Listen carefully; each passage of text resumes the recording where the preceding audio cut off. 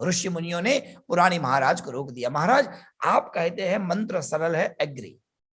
आप कहते हैं भगवान शिव बहुत भोले हैं, स्वीकार। पर महाराज बुरा मत मानना, आपने जिस देवता का नाम दिया वो देवता का चरित्र कुछ दिमाग में जाने वाला नहीं है, क्योंकि कुछ समझ में ही नहीं आता वो कौन से कैसे भगवान है। न कपड़े का ठिकाना है, न उनके रूप का ठिकाना, कोई भी नियम नहीं है उनकी पूजा के। जिस पूजा का कोई नियम ही नहीं है उस पूजा को आपने महान कैसे मान लिया? सब देवताओं की पूजा में नियम है। ठाकुर जी की पूजा में सबसे पहले मंगला होती है, मंगला के बाद जो जो क्रम है उस क्रम से पूजन होता है। हम और आप नहीं जानते, पर मुखिया जी ही जानते हैं। मुखिया जी जो ठाकुर जी का श्रृंगार करते हैं ना, वो श्रृंगार अपने मन से नहीं करते। मतलब ऑफकोर्स हम तो मन से ही करते हैं, पर वहां एक शास्त्र है गुसाई जी का, महाप्रभु जी का। आज कौन सी धोती, कौन से अलंकार, अलंकार का स्वरूप क्या होगा, ये सब होता है। मुखिया जी बिजी हो तो मुखियायन से पूछिए, वो भी बहुत कुछ जानती है। बोलो जय श्री कृष्ण। उनके घर पे भी ठाकुर जी सुंदर सेवा में विराजते हैं, सुंदर श्रृंगार होता है वहां पर भी। वहां नीति है, नियम है।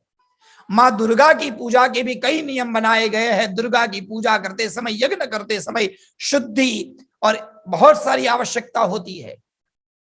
भगवान का अभिषेक, अलग अलग देवताओं का जब अभिषेक करते हैं तो उसके नीति नियम है। पहले चरण धो, फिर हाथ धो, सब है। महादेव के अभिषेक में कोई नियम नहीं है। बोलो जय श्री कृष्ण।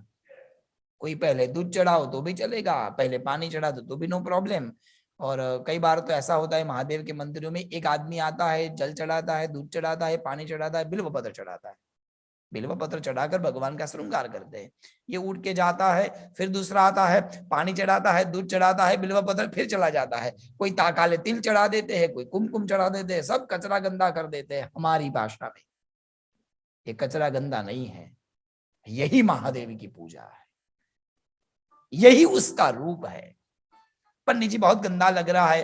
अरे भाई तुम्हारी दृष्टि से, अब आपके घर पे कुत्ता हो, जस्ट सोचिए, यदि आपके घर पे कुत्ता हो और आप यदि सोचे बेचारे कुत्ते दो पैर और आगे के दो पैर से थक नहीं जाएगा, ला उसको दो पग पे खड़ा करके आराम करवाता हूं। उसकी आराम करने की रीत अलग है। आप सोचोगे कि गाय को मैं तकिया दे दूं और गद्दी पर सुला दूं, बेचारी हमारी गाय माता थक नहीं जाएगी? नहीं थकेगी, वो उसका व्यवहार ही ऐसा है।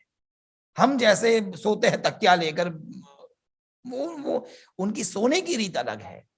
उसी तरह देवताओं का भी रूप, देवताओं का व्यवहार, देवताओं की रीति अलग है, उनका नैवेद्य अलग है, उनका मंत्र, ये सब विधान है।